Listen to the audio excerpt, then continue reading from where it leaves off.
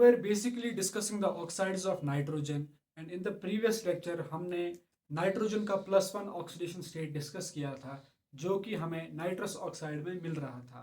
Now in this lecture we are going to discuss the +2 oxidation state of nitrogen which is shown by the compound nitric oxide या जिन्हें हम nitrogen मोनोक्साइड्स भी कहते हैं.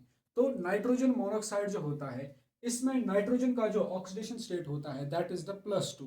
और अगर हम इसके प्रिपरेशन की बात करें तो इसको प्रिपेयर करने के लिए हमारे पास बहुत सारे मेथड्स अवेलेबल होते हैं. इनमें से कुछ इंपॉर्टेंट मेथड्स को यहाँ पे हम डिस्कस करेंगे.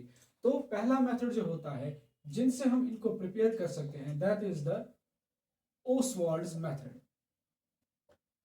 अब ये काफ़ी वेल नोन मेथड है एंड इस मेथड से हम कमर्शियली इन नाइट्रिक ऑक्साइड्स को प्रिपेयर कर सकते हैं. अब इस रिएक्शन में क्या होता है, इस रिएक्शन में बेसिकली हम यहाँ पे क्या करते हैं, हम यहाँ पे कैटालिटिक ऑक्सीडेशन करते हैं अमोनिया की at 500 degree Celsius in presence of platinum as a catalyst. इस रिएक्शन के दौरान नाइट्रिक ऑक्साइड्स फॉर्म होते हैं with water. Now this is the first method जिनसे हम इन नाइट्रिक ऑक्साइड्स को प्रिपेयर कर सकते हैं.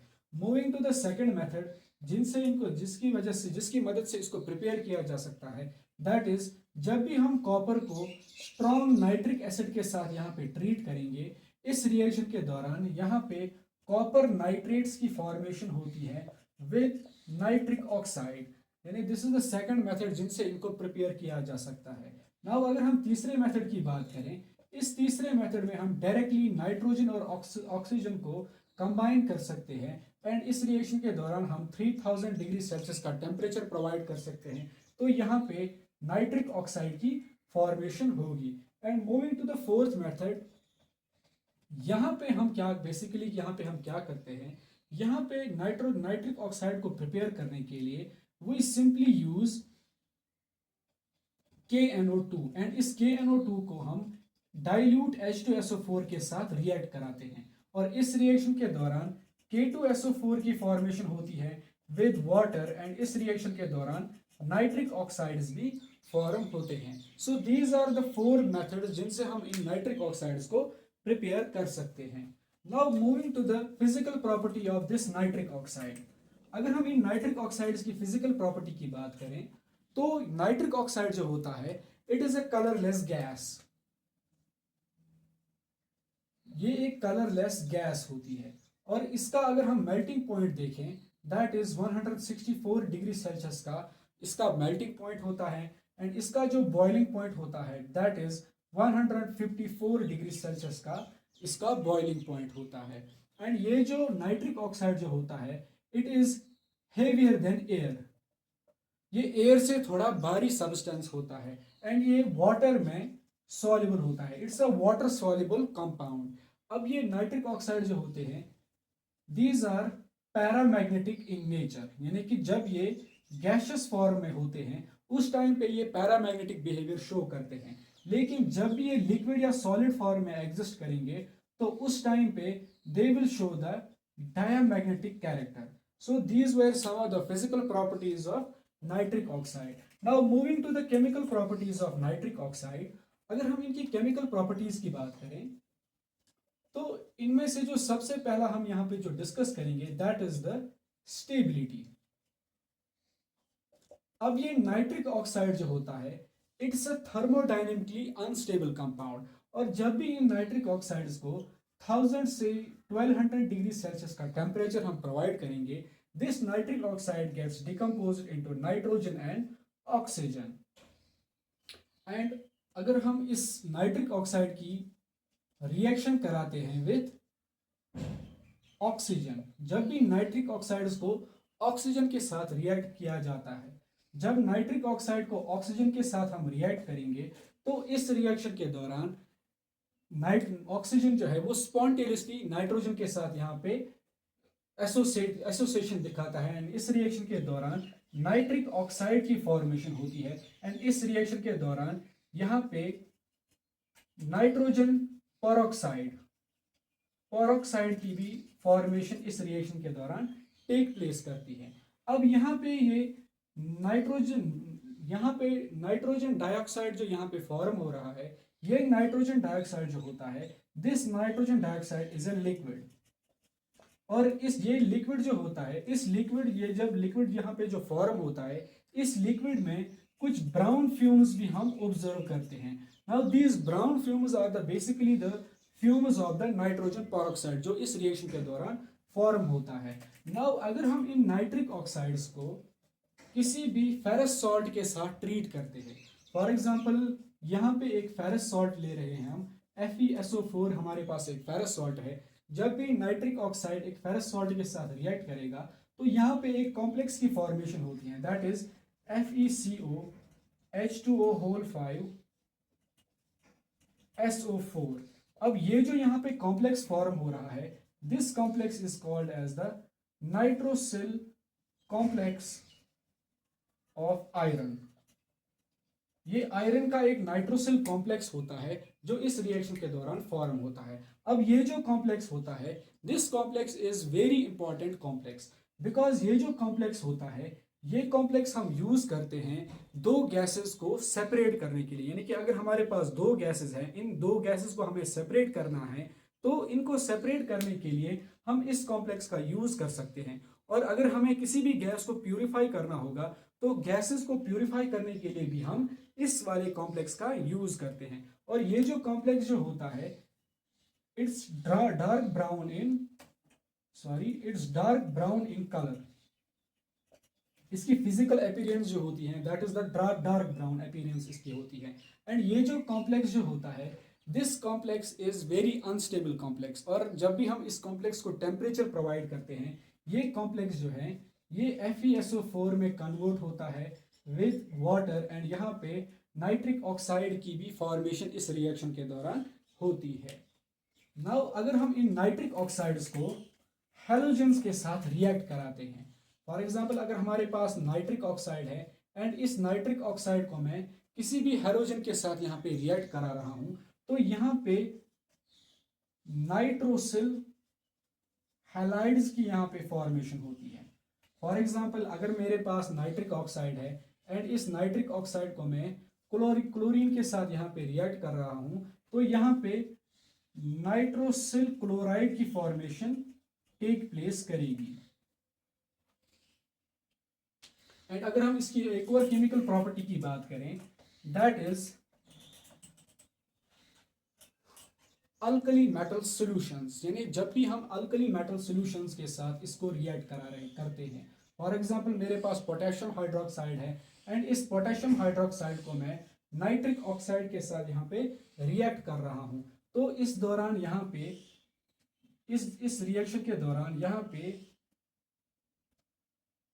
KNO2 की फॉर्मेशन होगी एंड इस रिएक्शन के दौरान डाइनाइट्रोजन मोनोऑक्साइड की भी फॉर्मेशन होती है विद वाटर। एंड सिमिलरली अगर मैं यहाँ पे एक और अल्कली मेटल यहाँ पे लेता हूँ, that is sodium alkali metal oxide, यहाँ पे अल्कली मेटल हाइड्रोक्साइड अगर मैं यहाँ पे ले रहा हूँ और इसको नाइट्रिक ऑक्साइड के साथ रिएक्ट कर रहा हूँ, तो यहाँ पे NaNO2 की फॉर्मेशन होती है with N2O and water. So these were some of the chemical properties of this compound. और अगर हम इनके स्ट्रक्चर की बात करें, तो इन नाइट्रिक ऑक्साइड्स का जो स्ट्रक्चर होता है वो काफ़ी ज़्यादा इंटरेस्टिंग स्ट्रक्चर इनका होता है। अब अगर हम इन नाइट्रिक ऑक्साइड के स्ट्रक्चर को समझने की कोशिश करें, तो अगर हम इन नाइट्रिक ऑक्साइड्स को देखते हैं, तो अगर हम यहाँ पे नाइट्रोजन की वैलेंस शेल इलेक्ट्रॉनिक कॉन्फ़िगरेशन देखेंगे, that will be 2s2 2p3 and similarly oxygen की 2s2 2p4 यहाँ पे वैलेंस शेल इलेक्ट्रॉनिक कॉन्फ़िगरेशन होती है। तो ओवरऑल यहाँ पे 11 वैलेंस इलेक्ट्रॉन्स प्रेजेंट होते हैं। अब यहाँ पे 11 वैलेंस इलेक्ट्रॉन्स प्रेजेंट होंगे, तो ऑब्वियस सी बात है ये 11 के 11 वैलेंस इलेक्ट्रॉन जो हैं ये पेयर्ड नहीं हो सकते। अगर यहाँ पे 10 इलेक्ट्रॉन्स भी आपस में पेयरिंग करेंगे, तो still we will have 1 electron left, that electron will be an unpaired species, and because of this shows the paramagnetic nature in the gaseous state। while अगर ये लिक्विड या सॉलिड स्टेट में nitric oxide present होता है, तो उस time पे ये डायामैग्नेटिक प्रॉपर्टी को शो करता है। अब ये डायामैग्नेटिक प्रॉपर्टी यहाँ पे इसलिए शो करता है क्योंकि लिक्विड और सॉलिड स्टेट में यहाँ पे डायामर्स की फॉर्मेशन होती है। एंड ये जो डायामर्स यहाँ पे फॉर्म होते हैं, जब भी इन डायामर्स को हम एक्सटर्नल मैग्नेटिक फील्ड में सब्जेक्ट करते हैं इन डायामर्स को, तो यहाँ पे ये डायामर्स जो है ये इस एक्सटर्नल मैग्नेटिक फील्ड को कैंसल आउट करते हैं and as a result they show the diamagnetic property.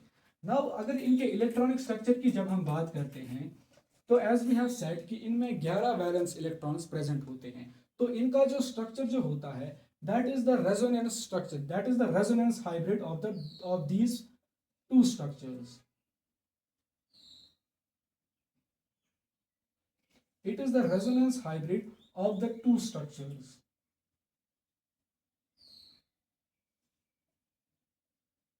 यानी इनका कुछ इस टाइप का स्ट्रक्चर होता है। अब यहाँ पे जो नाइट्रिक ऑक्साइड जो होता है, इस नाइट्रिक ऑक्साइड में जब हम बॉन्ड एंगल को देखते हैं, सॉरी जब इन नाइट्रिक ऑक्साइड्स में जब हम बॉन्ड लेंथ को यहाँ पे देखते हैं, तो यहाँ पे 1.14 एंगस्ट्रॉम का बॉन्ड एंगल यहाँ पे हमें मिलता है। अब ये जो बॉन्ड एंगल यहाँ पे है, ये बॉन्ड एंगल ना तो डबल बॉन्ड्स का बॉन्ड एंगल होगा, ना ही ये एक ट्रिपल बॉन्ड का बॉन्ड एंगल यहाँ पे होगा। देन ये जो बॉन्ड एंगल यहाँ पे होगा, ये in between the double bond and triple bond वाला बॉन्ड एंगल यहाँ पे होगा। यानी ना ही ये कंप्लीटली एक डबल बॉन्ड का बॉन्ड एंगल होगा, ना ही कंप्लीटली ये एक ट्रिपल बॉन्ड का बॉन्ड एंगल होगा, but it will be somewhat in between the double bond and the triple bond. अब इसकी वजह से यहाँ पे प्रॉब्लम अराइज होती है। क्यों? Because of this unusual bond angle that this nitric oxide has. यहाँ पे प्रॉब्लम एग्जिस्ट करती है कि इनके बीच में कंप्लीटली एक डबल बॉन्ड एग्जिस्ट करेगा या इनके बीच में एक ट्रिपल बॉन्ड एग्जिस्ट करेगा। तो इसी चीज को एक्सप्लेन करने के लिए पॉलिंग ने यहाँ पे एक थ्योरी यहाँ पे सजेस्ट की। यानी पॉलिंग ने यहाँ पे 3 इलेक्ट्रॉन बॉन्ड थ्योरी यहाँ पे प्रेजेंट की। यानी पॉलिंग ने ये सजेस्ट किया, पॉलिंग सेड कि नाइट्रोजन और ऑक्सीजन के बीच में 2 नॉर्मल बॉन्ड्स होते हैं और इनके बीच में एक इलेक्ट्रॉन जो है वो अनपेयर्ड इलेक्ट्रॉन होता है। अब ये अनपेयर्ड इलेक्ट्रॉन कभी नाइट्रोजन की तरफ शिफ्ट करेगा एंड कभी यहाँ पे ये ऑक्सीजन की तरफ शिफ्ट करेगा।